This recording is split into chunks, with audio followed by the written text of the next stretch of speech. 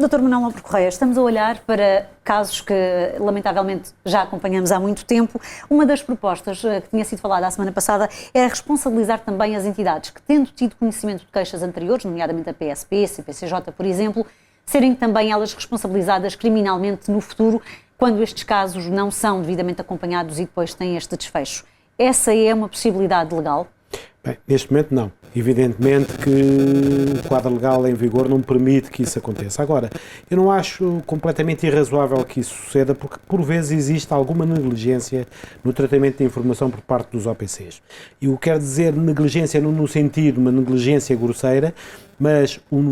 digamos, o tipo de sinalização poderá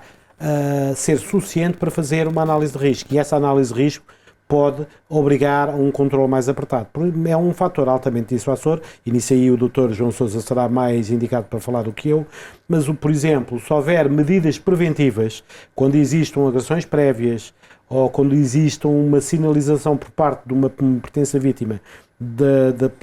possibilidade de acontecer qualquer coisa mais dramática, por exemplo, um regime de apresentação periódica, da obrigatoriedade de frequência de cursos, prévio à ocorrência de alguma coisa,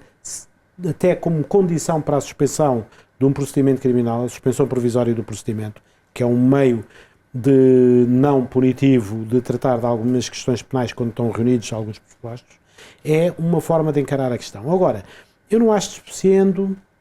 que, quando exista já alguma sinalização, e que essa sinalização seja o suficiente, por exemplo, denúncias de terceiros, negadas pela própria ofendida ou o próprio ofendido, não sejamos sexistas, em que carece, obviamente, o impulso do próprio para se poder iniciar um procedimento criminal. A própria suposta vítima não quer dar início ao procedimento criminal, mas, por exemplo, os vizinhos ou familiares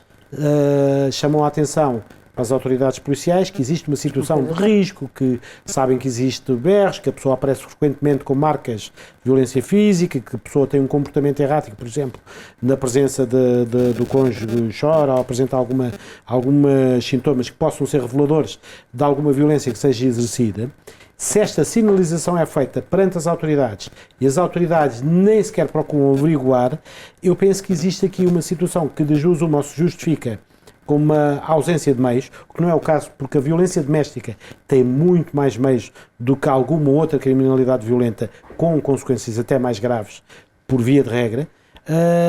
e, portanto, há que, de alguma maneira, extrair consequências disso, porque as consequências não podem ser só para os autores do crime, para os agentes do crime, também tem que haver para quem poderia ter feito alguma coisa e não o fez. E eu não acho, como disse ao princípio, despeciando, que eventualmente exista alguma hipótese de poder responsabilizar quando existe a sinalização das situações.